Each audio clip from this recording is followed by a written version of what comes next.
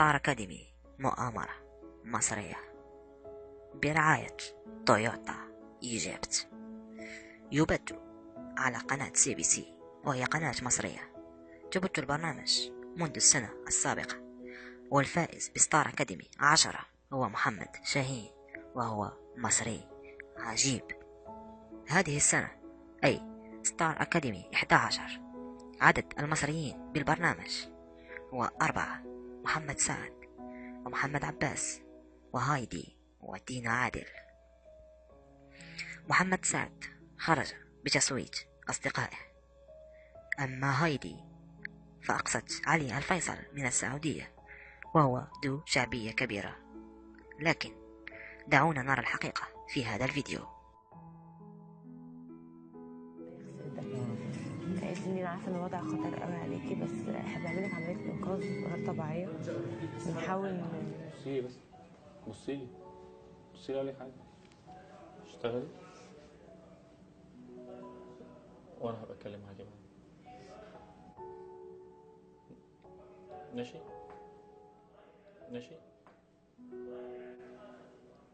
النتيجة على الشاشة.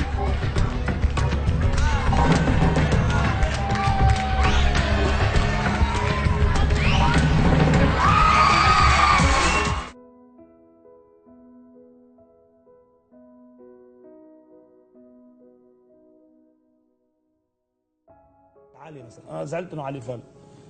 علي غنى لبناني يا خيي.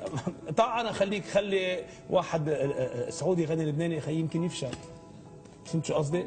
او جيب واحد خليجي تخليه يغني مصري، او هلا المصري ستاندرد.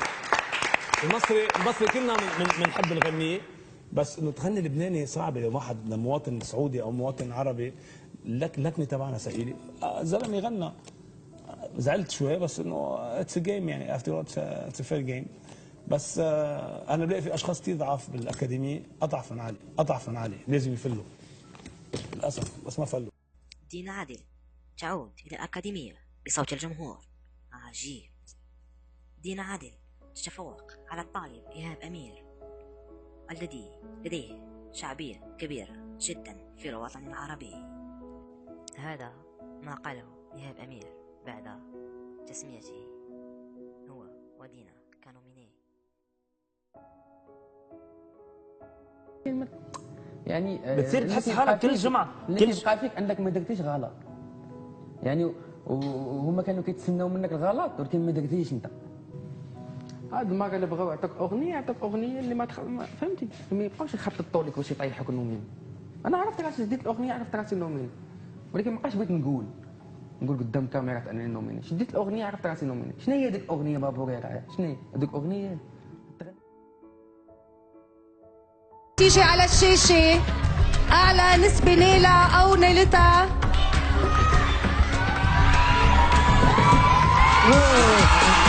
دينا من مصر.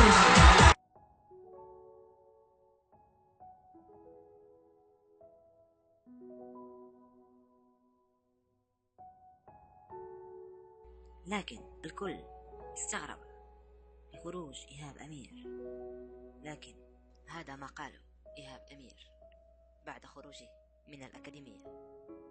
كلمت ماما إيهاب؟ درتي معايا مبسوطة؟ كل شيء مزيان. شكله في شيء هيك عارف كثير. تحس كده فعلا. احسن لي نخرج. شو؟ واحسن لي نخرج. حوايج ما خصنيش نقول. ولكن عادي الحمد لله. عادي. بجد فرحان إيهاب، بحس فرحان مرتاح مبسوط مرتاح. فرحان بس كانت كتحابني حاجه وطلعت حاجه اخرى صعب زين. حتشوف الوليده.